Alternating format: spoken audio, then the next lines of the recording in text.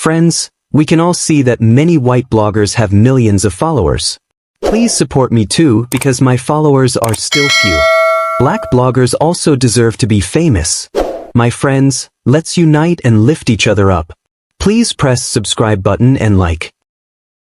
Judge Marcus Holloway sat at his desk, the weight of the world pressing down on his shoulders. The Philadelphia courtroom buzzed with anticipation as he prepared to preside over a case that had become a flashpoint for discussions about racial profiling and police misconduct.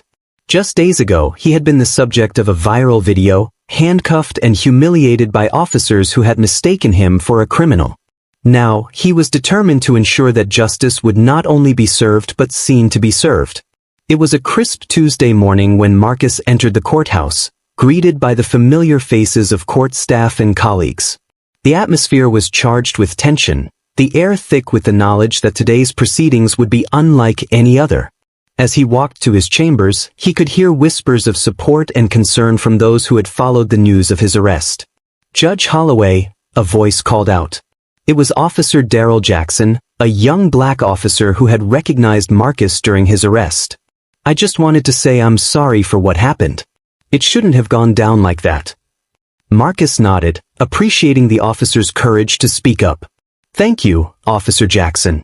It's important that we acknowledge these issues if we want to see change." As he settled into his chair, Marcus reviewed the case files before him. The courtroom was packed with community members, activists, and media representatives eager to witness the proceedings. Today, they would hear the case of Antwon Johnson, a young black man who had alleged excessive force and racial profiling during a traffic stop involving officers Thomas Brennan and Kyle Reynolds, the same officers who had arrested Marcus. "Court is now in session," Marcus announced, his voice steady and authoritative. "We are here to address the complaint of Antwon Johnson against the Abington Township Police Department." Antwon, sitting at the plaintiff's table, looked nervous but resolute. He had become a symbol of the fight against systemic injustice, and Marcus was determined to honor that role. As the proceedings began, Marcus listened intently to the testimonies. Antwon recounted the night he was pulled over, describing how he had been driving home from work when the officers had stopped him for a supposed broken taillight. The body camera footage showed a different story, one of compliance and respect, starkly contrasting the officers' claims of aggression.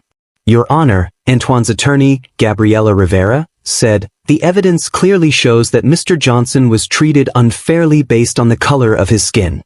This is not an isolated incident. It's part of a larger pattern of behavior within the department."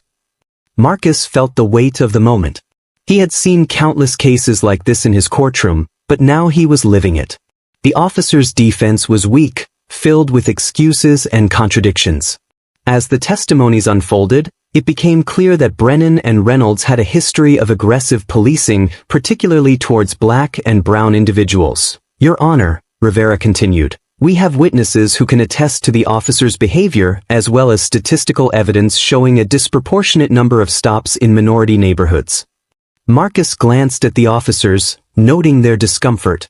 They were no longer the confident figures they had been during his arrest. Now, they were cornered, their actions under scrutiny. As the day wore on, the courtroom atmosphere shifted.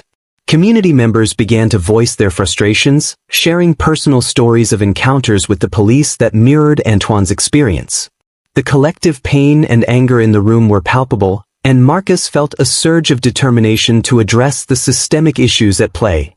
"Justice must not only be done but must be seen to be done," Marcus declared, his voice rising above the murmurs. "We cannot allow these patterns of behavior to continue unchecked." As the hearing progressed, Officer Jackson took the stand, his testimony revealing the culture of the department. "We were taught to be vigilant in certain neighborhoods," he explained. "But that often meant targeting individuals based on their race rather than their behavior."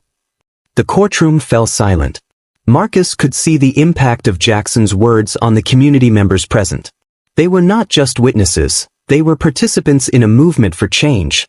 After a long day of testimonies, Marcus called for a recess. He stepped into his chambers, his mind racing. He knew that the decisions made in this courtroom could have far-reaching implications. The community was watching, and he felt the weight of their hopes resting on his shoulders. As he prepared to return to the bench, he received a message from his wife, Vanessa. "I'm proud of you, Marcus. Remember, this is about more than just one case. It's about creating a better future for our children." Her words resonated deeply. He thought of his son, Jamal, and daughter, Zora, and the world he wanted to help create for them, a world where they wouldn't have to fear the police simply because of the color of their skin. When court reconvened, Marcus addressed the room. "We have heard compelling evidence today that points to a systemic issue within the Abington Township Police Department. It is our duty to ensure that justice is served, not just for Antoine Johnson but for every individual who has faced similar injustices." As he delivered his ruling, Marcus ordered the suspension of officers Brennan and Reynolds without pay for 6 months, requiring them to undergo extensive retraining in constitutional policing and implicit bias recognition. He also mandated the implementation of body cameras and the establishment of a civilian oversight committee to review complaints against the police. The reactions in the courtroom were mixed. Community members erupted in applause, while the officers' faces fell. Marcus knew that this was just the beginning of a long journey toward reform. As the hearing concluded, Antoine Johnson approached Marcus, tears in his eyes. "Thank you, Judge Holloway. You've given me hope." Marcus smiled, feeling a sense of fulfillment. "This is your victory, Antoine. You stood up for what was right, and that takes courage." As he left the courthouse, Marcus was met with a crowd of supporters outside, holding signs that read, "Justice for All," and "End Racial Profiling." The energy was electric, a palpable sense of change in the AIRDI. In the months that followed, the reforms implemented in Abington Township began to take root. Officers were held accountable, and community relations improved. Marcus continued to advocate for justice, using his platform to amplify the voices of those who had been silenced for too long. One evening, as he filled his tank at the same gas station where his ordeal had begun, he noticed a young black man at the next pump. The officer inside the store greeted the young man with respect, and Marcus felt a sense of hope wash over him. Change was possible, and it was happening. As he drove home, he reflected on the journey that had brought him to this moment. The fight for justice was ongoing, but he was committed to ensuring that the gavel of change would continue to ring loud and clear. Do you want to know the fate of the heroes? Please post part 2. Subscribe to the channel and continue watching. Your opinion and support are important to me. Leave it in the comments. Thank you.